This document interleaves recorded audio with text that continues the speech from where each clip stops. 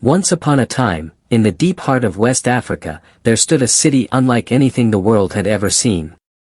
Its walls stretched for thousands of miles, longer than the Great Wall of China. Its palace glittered with ivory and bronze, its markets overflowed with wealth, and its kings ruled with a power so absolute, even Europe watched in awe.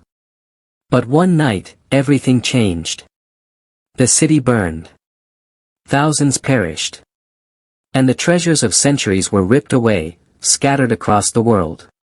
This is not just history. This was a crime. The crime of an empire, erased. Before the smoke and fire, there was life. Benin City, capital of the great Benin Kingdom. Its roots stretched back more than 1,000 years, deep into the soil of West Africa. It wasn't just a city.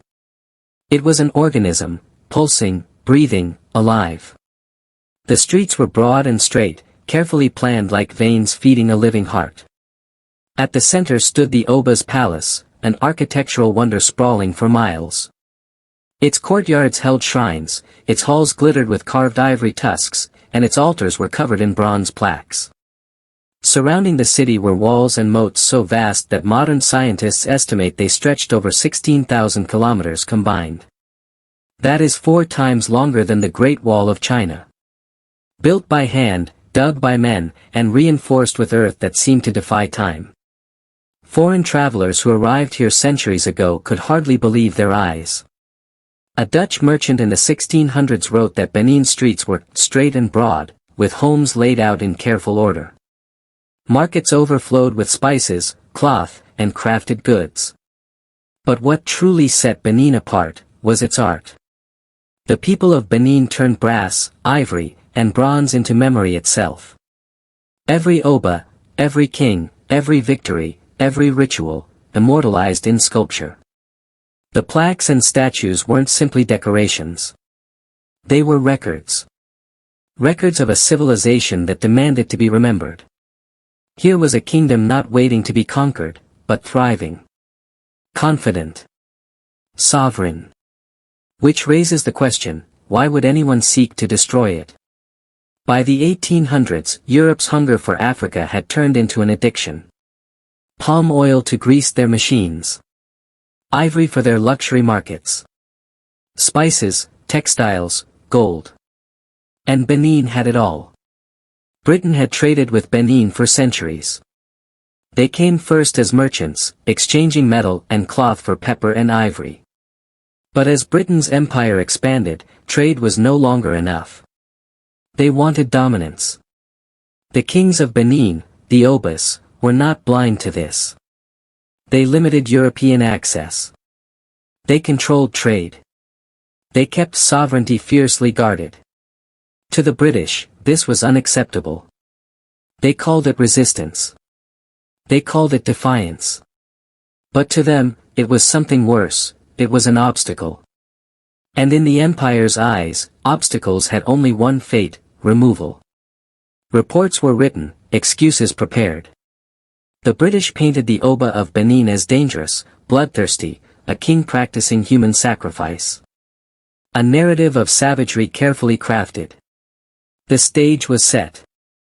And in 1897, the punishment was decided. February 1897. The British called it a punitive expedition.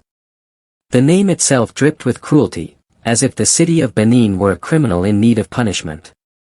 But what they unleashed was not punishment. It was annihilation.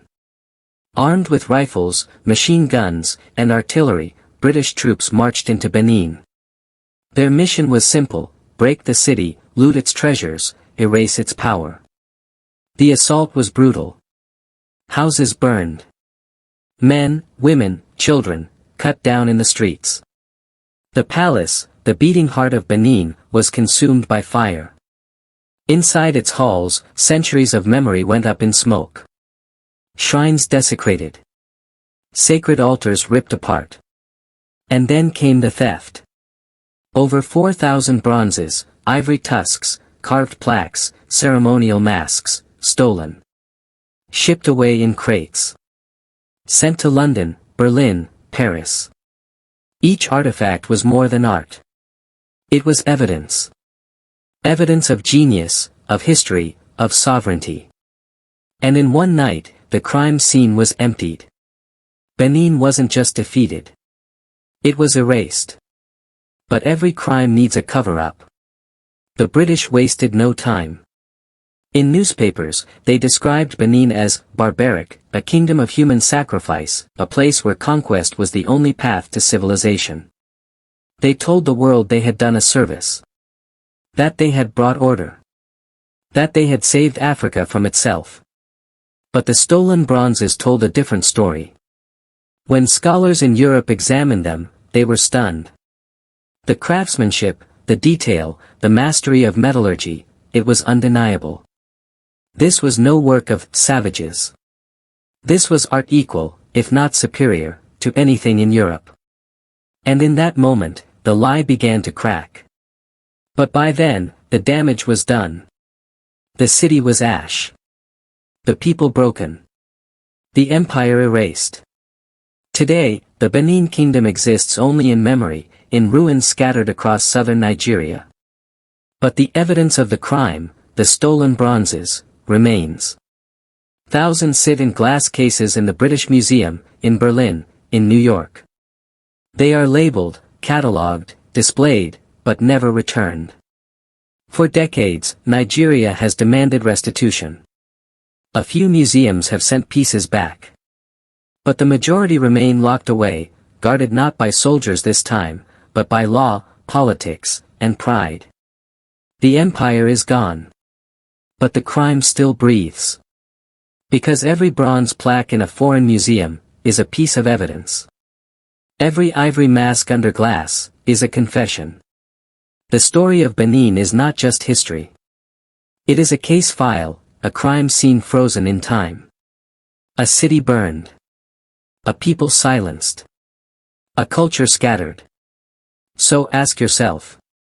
Was this history? Or was it the perfect crime? If you want more untold crimes of history, subscribe. Because the next story might just change the way you see the past.